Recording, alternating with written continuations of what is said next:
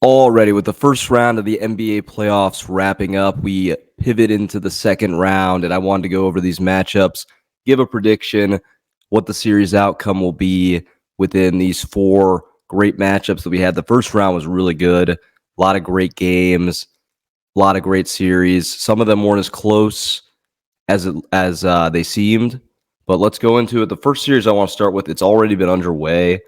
It's only been one game in. It's the Timberwolves and the Nuggets. And Timberwolves obviously have the 1-0 lead in this series. You know, you can give and take a lot from that. I think they had a lot of good bench scoring in that game.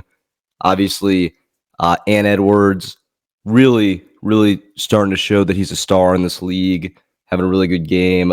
Naz Reid's the guy that stepped up for him. I think Denver wins this in 6. I just think that you can't really base a lot off game one. I don't think that the Timberwolves are going to get the bench scoring and the production from Ant Edwards that they got in game one. But I think that it's a really close competitive series, but I just have to go with the defending champs in the spot. And I think the Nuggets get it done in 6 just because I think Murray and Jokic are going to will them to these wins. It could go 7, but as of right now, Nuggets in 6. On to the next series, the Pacers-Knicks. This is a really interesting one, in my opinion, because you have the Knicks, who at first I wasn't really sure if they were going to be here because they had to play the 76ers. Julius Randle was out for the year. You know, they've shut that down. OG Anunoby, really solid player, but Jalen Brunson, what an addition that the Knicks have gotten. They've gotten a star. And, you know, I think a lot of people thought that he was a really solid number 3. He's like either the best 2 in the league or a pure 1. It's crazy. And Indiana, they had that win over the Bucks, but the Bucks were obviously crippled. Giannis doesn't play in a game. I think I would have to give the nod to the Knicks. I'll give it 6 games. But I just think if you're Indiana, I think they've had a really good year, beaten expectations this year. Siakam, the addition, has been good for them.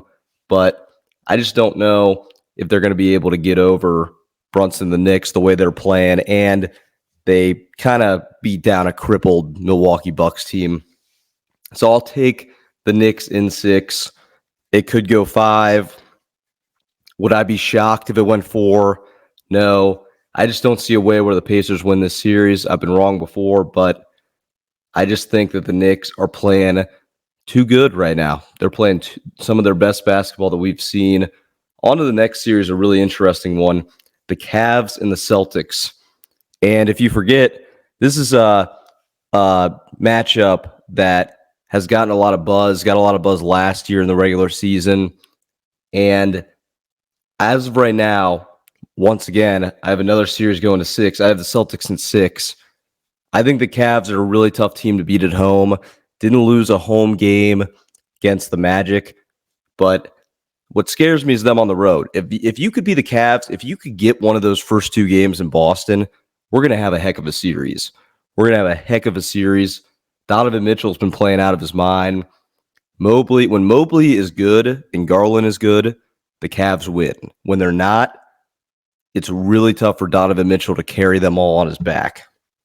So, and like I said, I think the Celtics are the best team left in the Eastern Conference, but the Cavs have had success against them before in the regular season, and I think Donovan Mitchell is playing really well. I'm going to say 6 right now, but I might make another video about the ins and the outs of this series and break it down a little bit because the Cavs have a serious shot if they can steal a game in Boston. And then we go to the final series, the Mavs Thunder. And the Thunder, really, what a great season that they've had this year. You go from last year, they were showing a lot of signs of being a better team, really improving. Chet Holmgren. And then you have this Mavericks roster who last year, a lot of people were barking at the Kyrie thing and Luka. They weren't defensively good. I wasn't sure if it was ever going to work. And they just kind of all put it together. Kyrie's looking like more of an adult in the room. Luka looking like that true star that he's been. They have great depth. Lively was a great draft pick that they had. Them taken for that 10th pick was a great move in hindsight a year ago. And I think the Mavericks get this done, but this is a 7-game series, in my opinion. I think Mavericks in 7. I think the Thunder are going to give them everything in this. And I think a lot of people would say, a lot of people are going to have Mavs winning this series going away.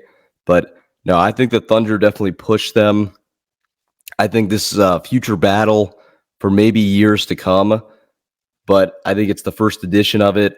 And I think the Mavericks edge them out in 7.